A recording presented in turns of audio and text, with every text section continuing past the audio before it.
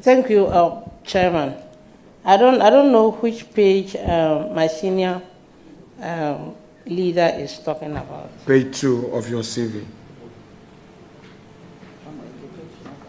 Yeah. Page 2 of my CV says that Educational background.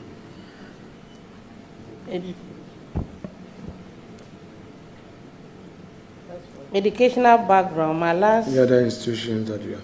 Yeah, but my last educational. And then you indicated the employment. So I just want you to help me on that. That's why I said, do you maintain that? Yes. Okay. Now, you went to Central University to pursue a Bachelor of Science in Nursing between 2009 and 2011, correct?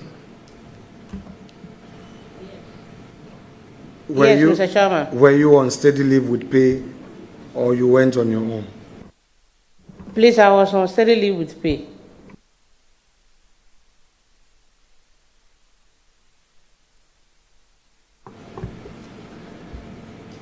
Now go back to work experience. You have indicated that you worked between 2009 and 2011 as a nursing officer, Presbyterian Hospital, Boko, correct? Yes, Mr. Chairman. So, in other words, you left the nursing profession in 2011, correct? Yes, Mr. Chairman. You benefited from steady leave with pay, and upon graduation, you left the service, correct?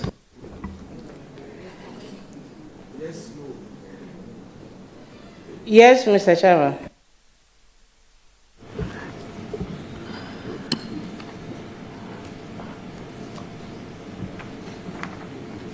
The state sponsored your studies, correct?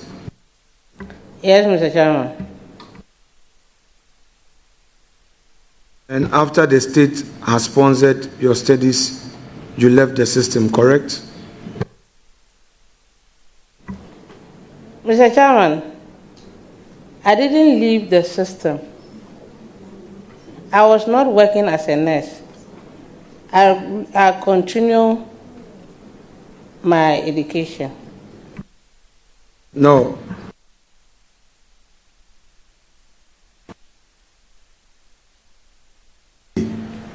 So take it easy with me and appreciate what I'm saying. On your CV, work experience. In fact, you have signed on that page to authenticate the records, correct? Yeah, I need you to answer for Hansan. Yes, please. Yes. You benefited from steady leave with pay between 2009 to 2011, correct? What Bachelor of Science in Nursing. Nursing. Yes. What really happened was that I went to school in 2009 and my salary was stopped in 2010. Did you take a steady leave with pay? I took a steady leave with pay, but Boko Hospital didn't sign for me because it's a church institution, it's not a government institution. It was under the administration of the Presbyterian Hospital. So what about 2011? 2011, I sponsored myself in the school. Thank you. So you left the system soon thereafter? Yes, please. After graduation? Yes. So how many years did you practice as a nurse?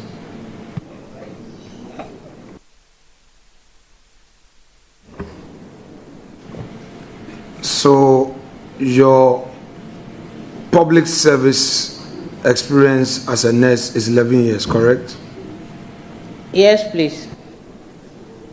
You okay or no? Ni ngbefa ni otayega.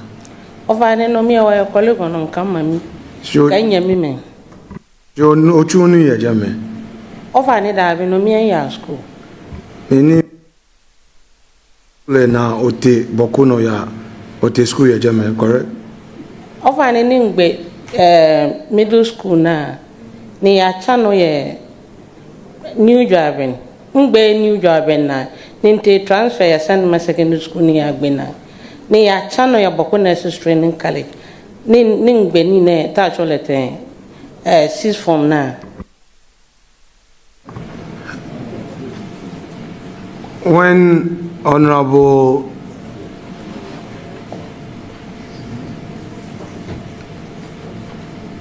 Patricia PJ was asking you a question,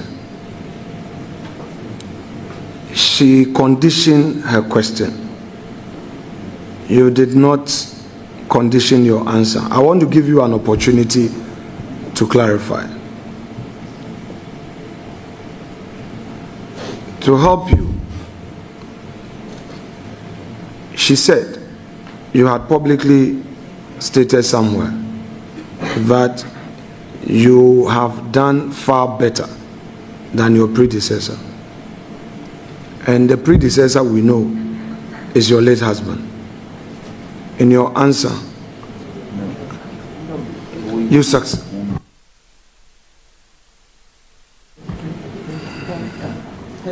Thank you, Mr. Chair. Wait, I'm not done.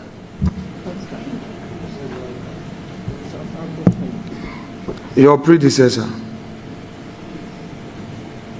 in this context, as I want to understand, is your late husband. Would you want to clarify who the predecessor you are referring to? Thank you, Mr. Chairman. My predecessor is not my late husband. My predecessor is the former Deputy Minister of BTAG, and Attorney General. Yes. Okay.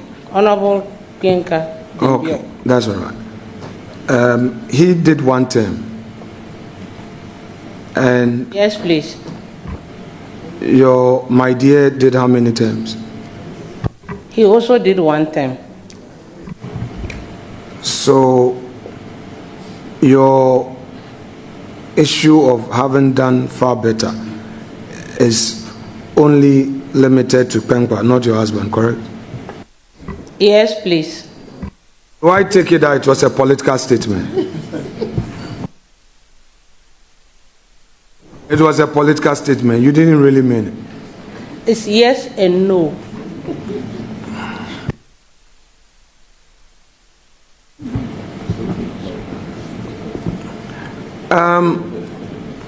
You had an issue with Mr. Martin Kpegu's comments.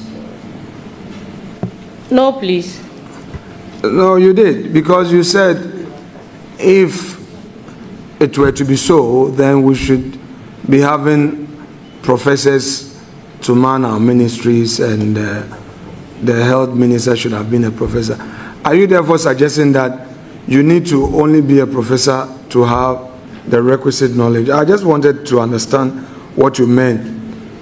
Honorable Member of Parliament seated right by the nominee, be reminded that the nominee is on oath, and if you will be engaging in this, you will not be helping.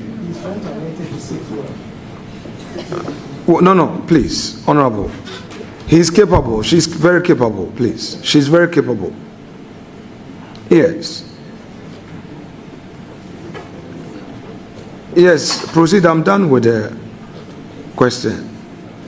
I'm saying that you were suggesting that it only takes a professor to be considered for a political office. That's the impression I got. Not really, but if his statement says that I don't have the requisite experience, I believe that he meant somebody who has the experience, a professor who have the experience in public sector reforms. Okay. Now, you indicated on your CV that you read LLB at Mount Crest. You were done in 2016. Why didn't you do the bar? Thank you very much. I tried bar exams, but unfortunately somewhere along the line, I had private issues, and came the big blow when my husband passed.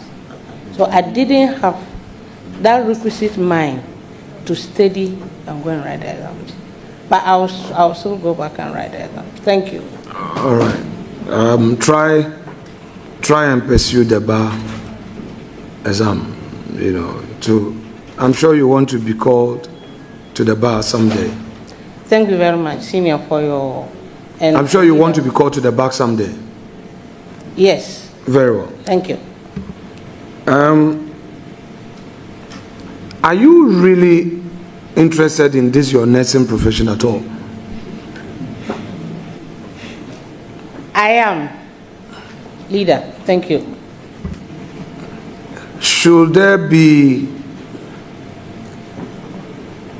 a change of mind by His Excellency the President to move you to the Ministry of Health, how would you find it conducive to your profession as a nurse? Thank you very much. I'll still work perfectly at the ministry because I still have the experience. Thank you.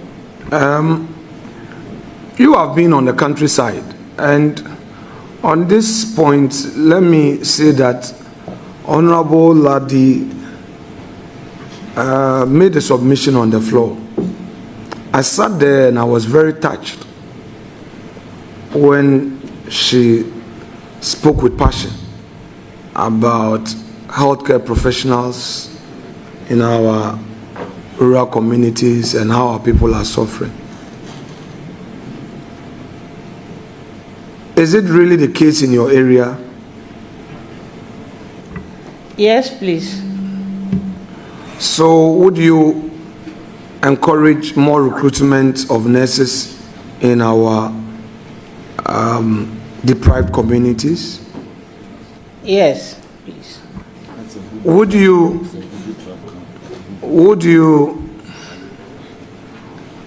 find it disturbing, a situation where, as you stated, there is a need to recruit more nurses, and that nurses have been recruited who are working, saving lives, and for some irregularities, supposedly, these nurses have to be sent home, as in dismissed?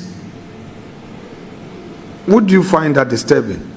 Because anytime a nurse is absent from a community, a life is in danger. You would agree with me on that? Thank you very much. I want you to answer without a partisan political heart. And your objectivity and your sincerity will shorten the process. I mean, I know you as a very sincere person. Yes, I will be hurt. Thank you. If somebody should die because a nurse didn't come to work. That assured, would you, as a public officer, I'm not even saying you being a minister of state, and I say so because only yesterday we were in government, and there were things that publicly we couldn't come out to say critique our government, but in-house we could make suggestions to government that, oh, this particular policy, we hold the view that it could be varied, it could be done this way. Considering your peculiar challenge in your own constituency and elsewhere that you know, would you engage government to have a second look at this directive to terminate the appointment of nurses who were recruited after the elections? Thank you very much, Mr. Chair. I think, respectfully, my senior colleague and leader, I've answered these questions sincerely, that it is about engagement, it's about understanding the issues, it's about we having a collective agreement as to how we recruit people into our services. That would help us. Thank you very much.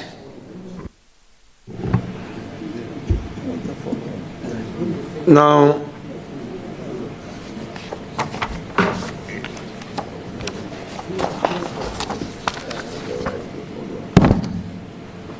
we obtained some information as part of our background check, and you know, adverse findings about us or comments about us are like a bitter pill on our tongue. All of us politicians, sometimes we are in self-denial, but those are bitter pills for healing. So take it in good faith. The little exercise I'm going to do, is that okay? Don't be emotional about it. So your constituents were interviewed, and this is what they had to say about you. She is described as competent and capable leader with the ability to mobilize the grassroots. However, some of her constituents perceived her as indecisive, making her susceptible to external influences. This is a perception, but we are also in a perception-driven enterprise. Having heard this, and having regard to the fact that you are going to lead a public sector reform, what assurances do you have for those who perceive you as indecisive? Thank you very much, Mr. Chair. I believe that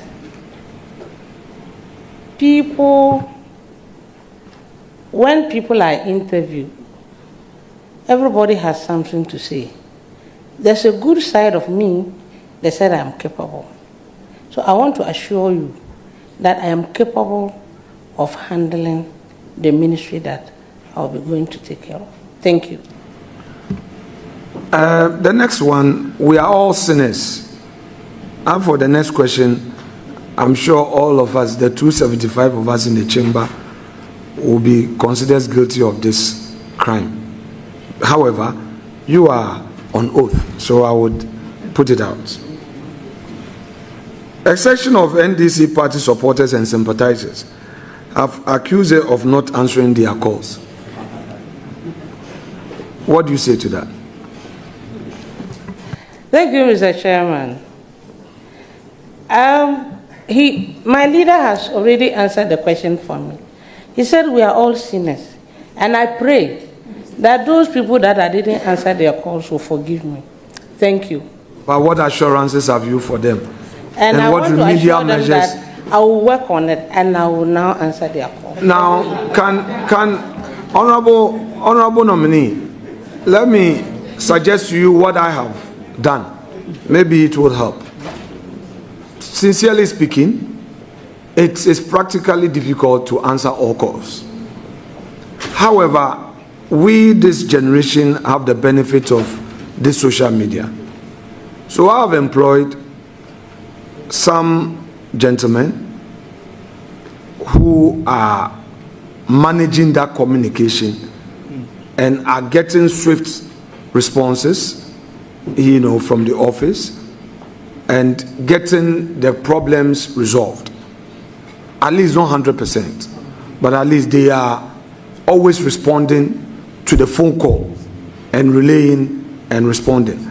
So I think you can adopt it with the necessary modification to suit your peculiar situation in your area. So try it. It's worked for me because it can be very overwhelming, you know. So that's about it. However, they conclude by saying that you are known to be calm, a good listener, polite, respectful, and you relate well with people, especially your chiefs. So I would want you to take that, you know, as a compliment and take advantage of those virtues to do your work. Now,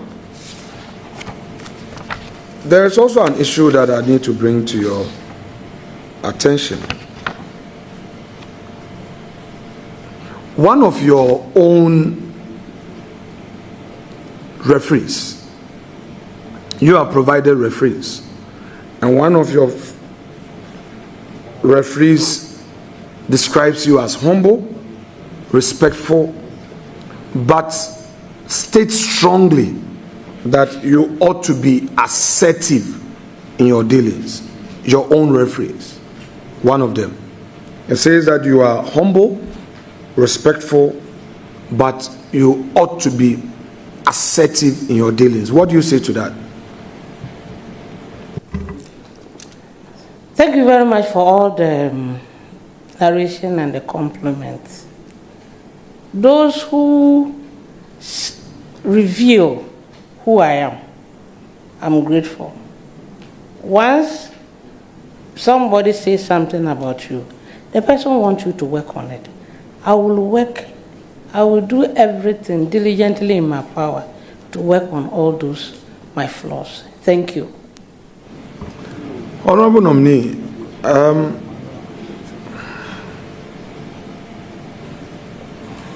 you have just been nominated for this public sector reform portfolio. By the way, where is your office going to be located? You said you received some briefing and all. Where are you going to have as your office? Thank you very much. My office is just opposite the Ministry of Finance, an extension of the President. Okay, that story building. Yeah, thank you. Very well. Now, the NDC manifesto, do you have with you? No, please. Should I give you an opportunity to have it, take it? Can we excuse you to bring the manifesto to the table? Because we have some very important questions to ask about the blueprint that brought you to power. Chairman, yes, may we grant nominee leave to have with her the manifesto of her party? Granted. Thank you.